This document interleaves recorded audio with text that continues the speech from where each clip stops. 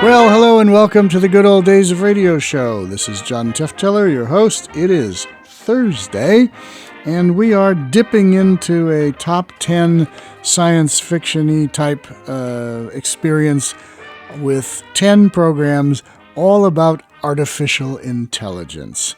Apparently, according to my producer Daniel, it's all the rage out there today with Google developing some sort of artificial intelligence. Leave it to Google to develop something artificial and maybe intelligent, but we'll see.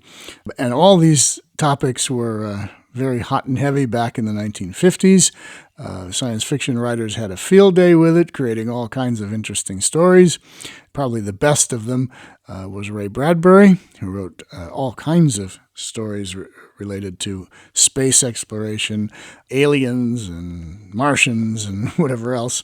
And so we are going to dip into that today and for the next few weeks. Today's program is an episode of X-1, the great science fiction series from the mid-50s.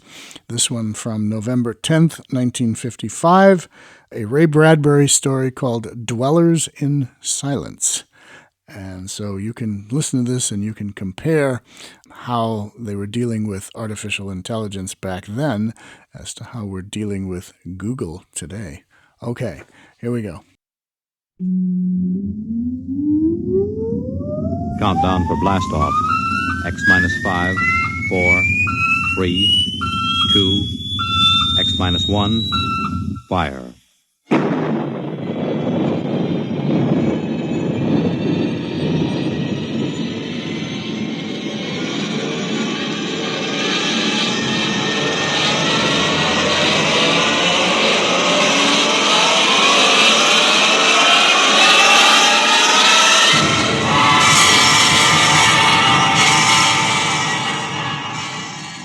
From the far horizons of the unknown come transcribed tales of new dimensions in time and space. These are stories of the future, adventures in which you'll live in a million could-be years on 1,000 maybe worlds. The National Broadcasting Company, in cooperation with Street and Smith, publishers of astounding science fiction, presents X minus 1.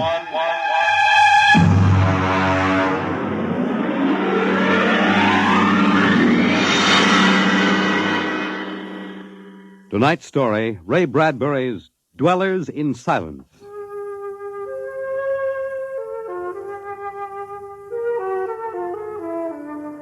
"20 years had passed. 20 years since the last of the giant migration ships had crashed to the surface of Mars, bearing its pitiful handful of survivors of the Earth Wars.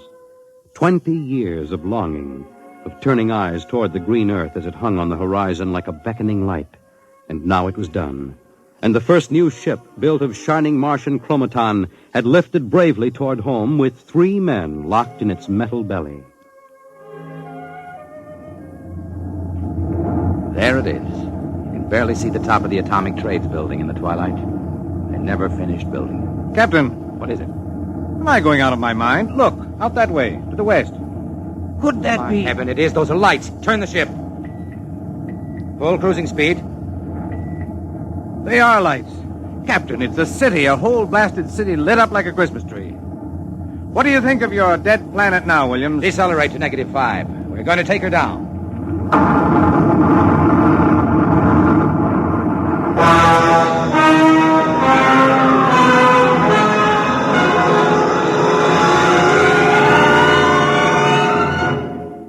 Unbelievable. We've been walking for hours now and not a soul to be seen. There must be someone. How do you explain the lights? Unless they've been burning like this for 20 years.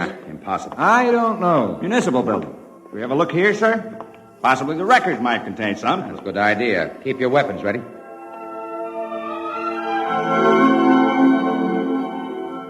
We'll start right here with the city clerk's office. Better check radiation again, Doctor. Well, not enough to do any damage. Gives you the creeps, doesn't it? Look at this desk. Papers crumpled, inkstand, just as if somebody came in and worked here every day. Dog licenses, hunting permits. That's strange. There's ink in that inkstand. Well, what of it? Well, you'd think standing open for 20 years it would have dried up. Good heavens. If I hadn't heard it with my own ears. Evans, did that phone ring? Yes. Well? Pick it up, Doctor. Hello? Good day, Doctor. How are you? I called to ask some advice about a trepanning problem. Can you tell me if the lateral cut should be made first? Hello? Hello? This is absolutely insane. Hello? Thank you, Doctor. I'll do that. By the way, how is your wife, Alice? And the girls? And your son, John? Fine boy, John. I'll call again tomorrow. Goodbye, Doctor. Hello? Hello? Huh. Gone dead. Who was it? I don't know. Strange voice carried on a conversation about some surgical operation without paying the slightest attention to anything I said. Captain. What is it? Listen. Someone is coming, walking slowly toward the corridor. Coming closer. Jumping Jupiter. It's a man. An old man. Are you... Is it really someone? You seem to be real. I saw the ship come down, and I thought perhaps I was losing my mind. It's been so many years. I'm Captain John Parsons. These are my assistants, Dr. Evans and Mr. Williams. We returned to Earth from Mars. Then it's happened. We're not alone anymore.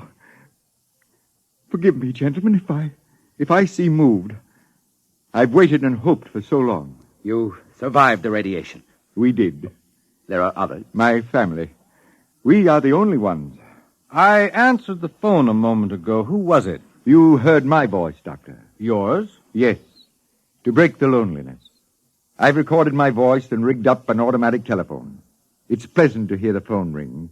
I come here to work. I take it you are a medical man. My name is Cornelius Hathaway. Hathaway? Hathaway, the brain surgeon? You know my name? Who doesn't?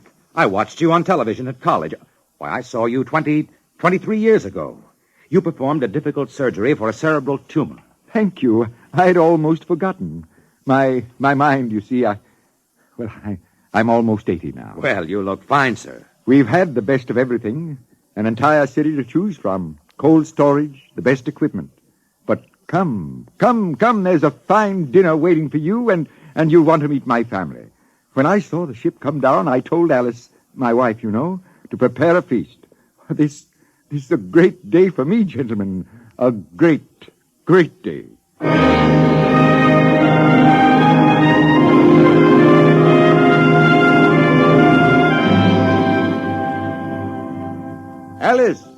Alice, come out to the porch and see who we have here.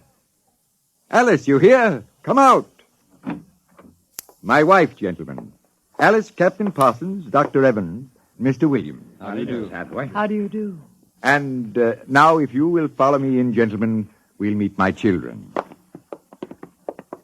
Lord, what a beautiful woman. She looks no more than 35. Do you suppose the radiation could have done that to her? I don't know.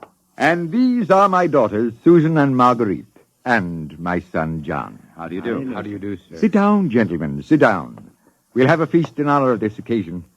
Susan, Marguerite, get the best silverware and the damask napkins. And John, fetch the champagne. Yes, Father. Excuse me a moment, John. Sir? How old are you? 23, sir. Thank you. What is it, Captain? Something wrong? Nothing. Except that it's impossible. You see, Dr. Hathaway's son was already in college when I started. That would make him at least 45.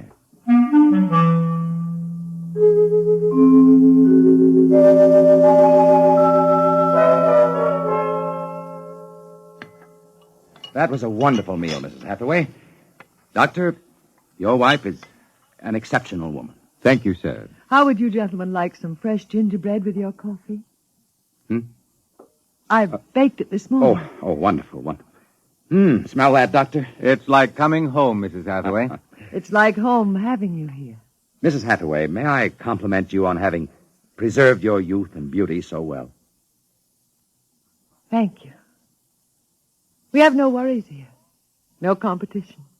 All the things we need for material comfort. Parsons and I were wondering, Dr. Hathaway, if the radioactivity had any effect in preserving tissue. Your children all look so young, too. It is possible, gentlemen, of course. Radiation does strange things to living tissue, Alice, could we have some champagne? Alice, Oh, I'm sorry. What, John? some champagne, please. Champagne. Oh, yes, of course. An amazing woman. Did you ever see such grace, such complete relaxation? It doesn't seem quite natural. I beg your pardon, gentlemen? Captain Parsons was just about to ask how you and your family managed to escape, Dr. Hathaway. We were very fortunate. You see, my home was in the Sierra Mountains at the time. I had a lead-lined laboratory in the basement where I did X-ray research. My hobby, you know. I chose this house because it was on a hill where I could watch the sky. Oh, the loneliness of those first years. But at least you had your wife and children. Yes, I had my family. If it were not for them, gentlemen, I assure you I would long ago have put a bullet in my head. Champagne, Captain? Oh, thank you, Mrs. Hathaway. May I propose a toast? Oh, let me. Gentlemen, to Earth. To Earth. Earth. May she never be stranger to man. And... Hathaway, what is it? You all right? It's nothing. It's nothing, really. Just a rather sharp pain in the chest. Why don't you gentlemen go out on the porch and enjoy the air? You've had a long and tiring journey. Alice, we'll show you the way. Will you be all right, John? Yes, don't trouble yourself. I'll see you all in the morning. Good night, Doctor. Good night. Come, John. Yes, Father.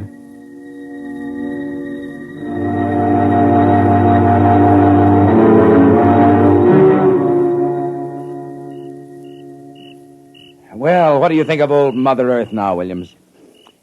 Smell that summer breeze. Look at that view of the city, lighted up against the sky. It has a certain quality. Well, score 1 point for the back-to-earth proponents. I didn't say that. You're beginning to feel it, though, Williams, I can tell. If you don't mind, gentlemen, I'm quite tired. I think I'll turn in. Excuse me? Well, Captain, Well, what? what do you make of all this?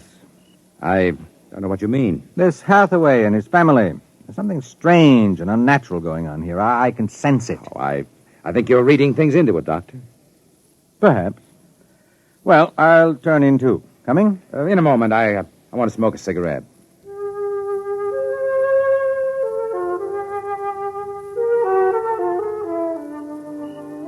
It's a very beautiful view, is it not? Oh, I didn't hear you come out. How is he? Resting. I've never seen him this bad. Yes, he's an old man. I'm sorry, but the difference in your ages is so apparent. You must have been married very young. You don't know about us, then?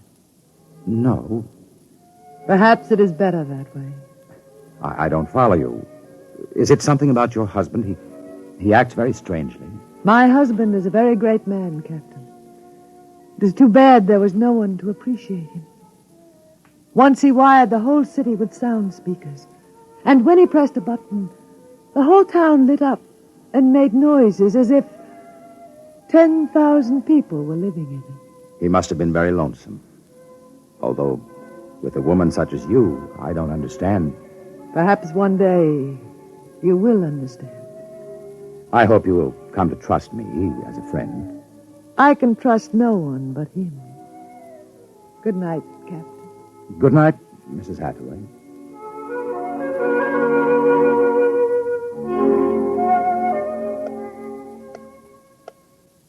Captain.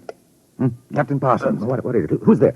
Dr. Evans. Oh, what's wrong? What time is it anyway? 2 a.m. What's wrong? I couldn't sleep. A few minutes ago, I heard someone slip out the front door. In the moonlight, I saw it was the old man. He was headed toward the ship. What are you suggesting, Doctor? Nothing, except that it's fairly unnatural for an old man with a bad heart to go wandering off at 2 in the morning. Very well. We'll follow him.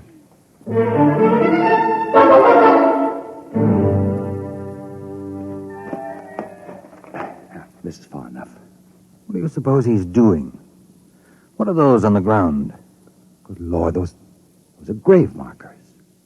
4 of them. You're right. He seems to be praying over them. Listen. Do you forgive me for what I had done? I had to do it. I was so lonely, so terribly lonely. You don't mind too much? You do forgive me, don't you? Yes. Yes, I feel you do. Well, I'm glad. I think perhaps I can rest now. I think He's having another attack. Come on. Hathaway. Dr. Hathaway, can you hear me? Raise his head, Evans. Dr. Hathaway. his lips are moving. What is it, Doctor? Closer. Lean closer. I'm sorry I had to spoil all of this. I've expected it for some time. We'll fix you up. No, I'm an excellent diagnostician. It really doesn't matter. Except for them. What about them, Hathaway? You suspected, didn't you? Yes, I suspected. But I couldn't believe it until now. Do they know? No, they wouldn't understand. I wouldn't want them to know.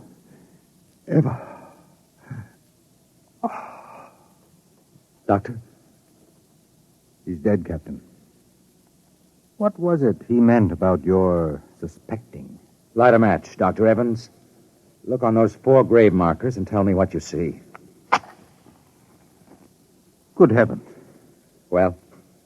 Alice Hathaway, Marguerite Hathaway, Susan Hathaway, John Hathaway. Died July 1987. But that's 20 years ago. It's impossible.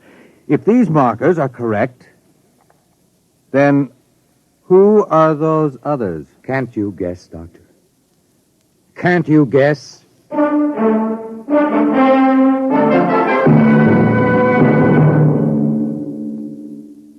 I'm sorry, Mrs. Hathaway. He didn't want us to feel badly. He told us it would happen one day and that he didn't want us to cry. He didn't teach us how, you know. He said it was the worst thing that could happen, to know how to be lonely and unhappy. We weren't to know what death is. Perhaps it's just as well. You know about us, don't you? Yes, I know. I didn't think you knew yourself. The children don't. I've been aware for a long while. No one would have guessed. You're so perfect. He would have liked to hear you say that. He was so very proud of us. After a while, he came to love us, and at the end he took us as his real wife and children. He even forgot, sometimes, that he had made us. You gave him a great deal of comfort. Yes. Over the years, we sat and talked. He loved so much to talk. I was first, you know. Then he became lonesome for the children, and so he made them. There was only one thing. One flaw. And that? He couldn't make us grow old. And so he had to watch himself become an old, old man while we stayed young. It was a great blow to him. We'll bury him on the hillside where the other 4 crosses are. I think he would like that. Yes, he would. Mrs. Hathaway, Alice, I think that you are a very great and wonderful woman.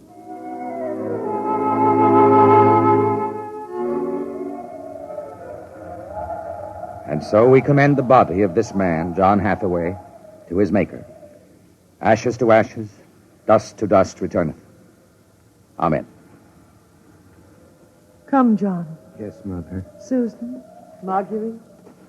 Evans, Williams, stay here a moment, please. What is it?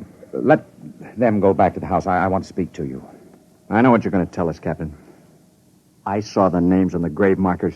Well? It's a mockery, a blasphemy of everything we believe in.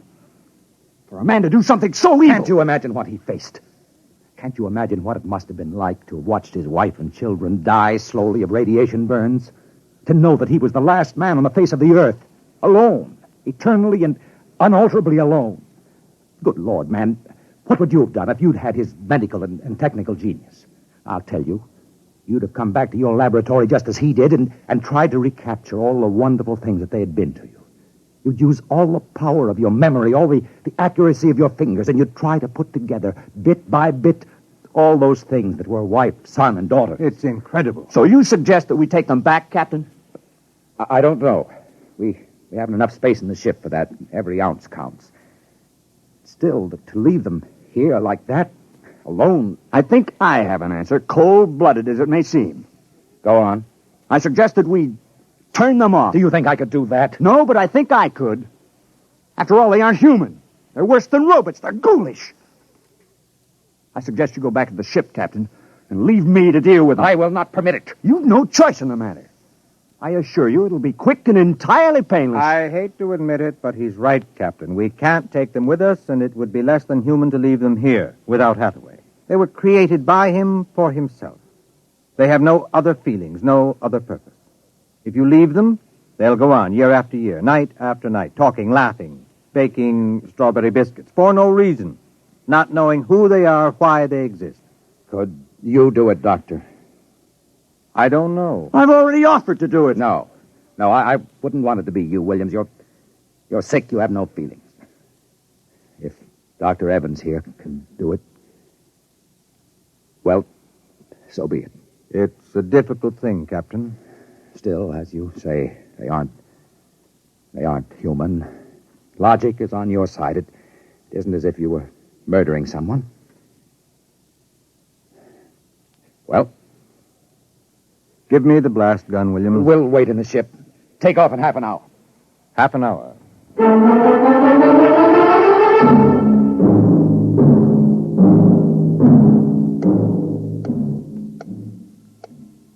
$6:25. He should be back soon. Yes. He's doing the only humane thing, Captain. They're less than human. Are they? Well, it's done now. No one will ever... That's the airlock. He's back. Well, here's your gun. Did you do it? When I entered the house, one of the daughters looked up at me, and she smiled. The others smiled. He taught them that, taught them to make him feel welcome when he came home at night. I knew that, and yet, well, I should have done it then. I might have, but she came in. The wife. She said something about sitting down for a cup of tea. She looked at me with those fine, intelligent eyes. I couldn't do it. It would be murder. Cold-blooded murder. I prayed you wouldn't be able to do it. There will never be anything as fine as they are, you know. Built to last 100, 200, perhaps 1,000 years. Well, get the course in the integrator, Williams. We'll take off in 20 minutes. I should be back by then. You're going out, sir? I'm going to say goodbye.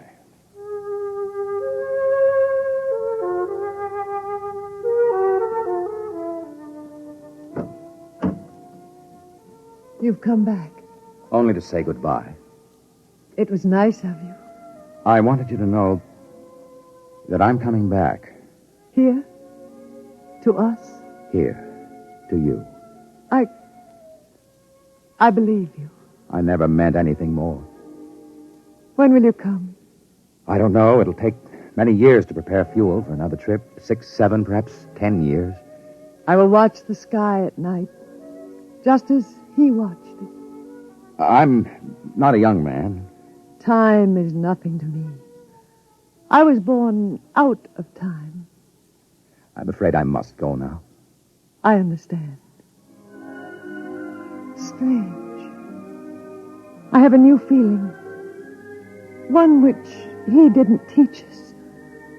A feeling of longing, of sadness. That one is not taught. It comes of being alive.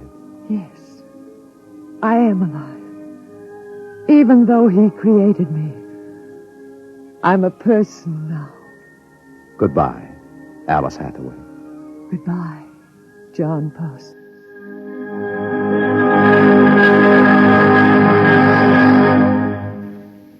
You have just heard X-1, presented by the National Broadcasting Company in cooperation with Street and Smith, publishers of astounding science fiction. Tonight, by transcription, X-1 has brought you Dwellers in Silence, written by Ray Bradbury and adapted for radio by George Lefferts. Featured in the cast were Anne Seymour, Carl Weber, Theodore Osborne, Richard Hamilton, Edwin Jerome, and Stan Early. Your announcer, Fred Collins. X-1 was directed by Daniel Sutter. and is an NBC Radio Network production.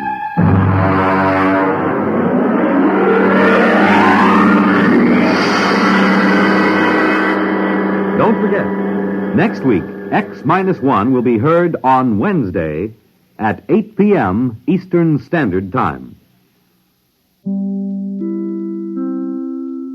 Well, all robots and one real person. Interesting story. Ray Bradbury from X-1, and we'll be having more of these artificially intelligent programs over the next few weeks. So keep listening, as always. Keep telling your friends, as always. If you have any questions or anything, check out Facebook and ask me a question there, wherever. Find me. You can find me. I'm all over, anywhere. Okay, back next Thursday with more great artificial intelligence-related science fiction shows, and back on Tuesday with comedy, drama, and variety. And until then, this is John Tefteller saying goodbye.